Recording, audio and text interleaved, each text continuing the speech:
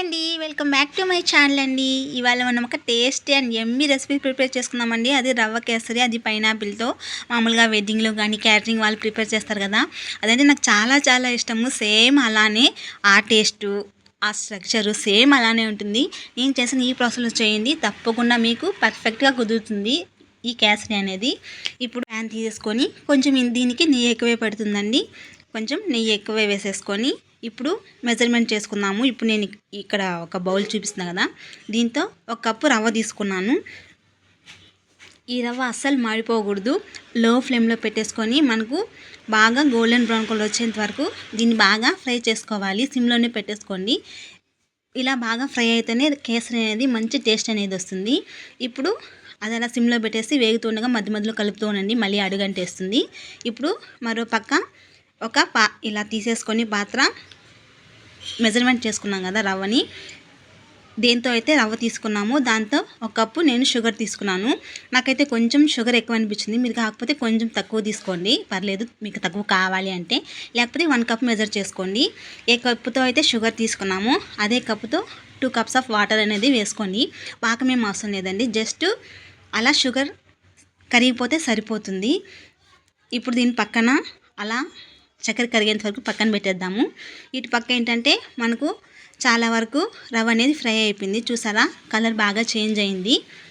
ఇలా అయితే సరిపోతుంది. మీకు అది చూస్తే దాని స్మెల్ కూడా తెలుస్తుంది, బాగా మంచి ఫ్లేవర్ వస్తుంది.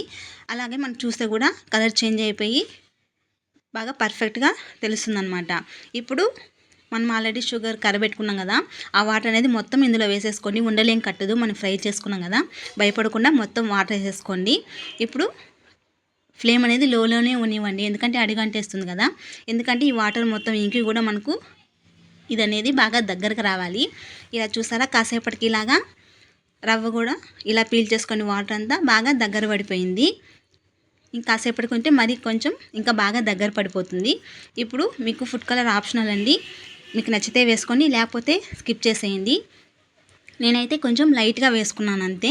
ఇలా వేసేసుకొని మొత్తం అంతా కూడా ఒకసారి కలిపేసుకోండి. చూసారు కదా, అసలు నిజంగా అండి అస్సలు నమ్మరు మీరు, అంత బాగుంది. తప్పకుండా ట్రై చేసి ఎలా ఉందో నాకు కామెంట్ అయితే చేయండి. నా దగ్గర అయితే జీడిపప్పు లేదండి, కాబట్టి నేను ద్రాక్ష మాత్రం వేసుకున్నాను.